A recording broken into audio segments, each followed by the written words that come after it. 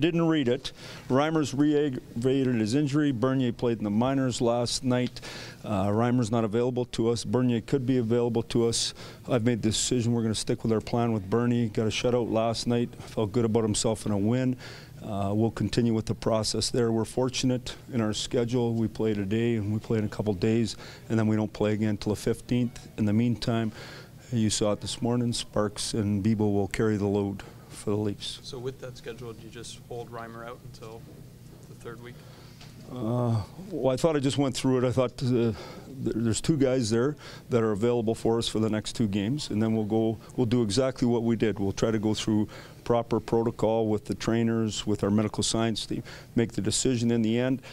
You know, Reims was shilling like crazy to play in Winnipeg because of the Carey Price thing. Been through it already. We tried to be more diligent. We wanted to make sure he didn't spasm. We waited another day. In the end, you know, when you look back in hindsight, you always say, gee, we could give it more time. But that's the problem with pro sport, is when you make that decision. And so in the end, the athlete's got to decide when his body's ready to go.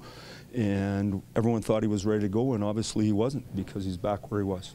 Happy that Bernie got the shutout last night? Well, really good for Burns, really good for our organization. I know this isn't you guys thinking, but for me last night, when I see Timashov get 5 points and Marner get a hat trick and then Nylander get 2 and Sash get 2, it doesn't mean much probably to you guys and the fans, but it means a lot to me. And so that was a big night for our organization, and we need Bernie back. Let's not kid ourselves. So it'd be easy to bring him back right here, right now, and say, okay, but I'd much rather he gets these 4 opportunities that he has and make good on it and feel real good about himself and come back and be who he's capable of being.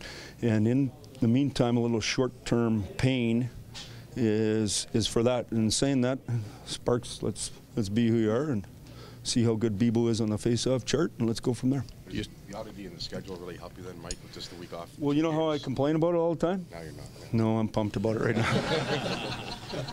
Some line juggling there, just trying to kickstart some offense? Or Well, that's it. Like, we thought we played, when you go through the scoring chance the last game, we thought we did a lot of good things and limited our chance, and you like to walk out of the building with a win, but we didn't. And so when you look at those chances we're generating and they don't go in, we got to find a way to score more. And St. Louis doesn't want to give you very much. I watched that game last night. It was really nice, actually. I was laying in bed for the third and overtime, knowing they were having overtime and a long flight in. I thought it was perfect. Get Hitch a little wound up, which would be great, and then let's get ready to play. Physically, are these two of the tougher centers this club will face tonight in terms of power on the puck and winning draws?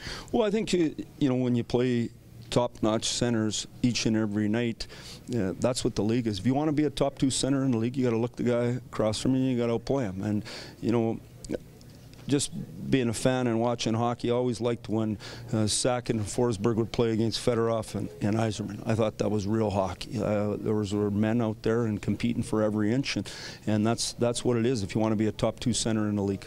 How does Riley change the look of your power play?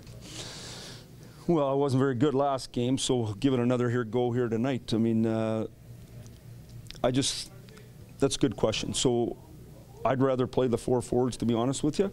But right now, Fraze was on it, and he got the puck back, and he did a good job. But then the penalty kill wasn't as good. So I want Fraze, he's going to stay in the league penalty kill and not playing on the power play. I want him to do what he does and do it well.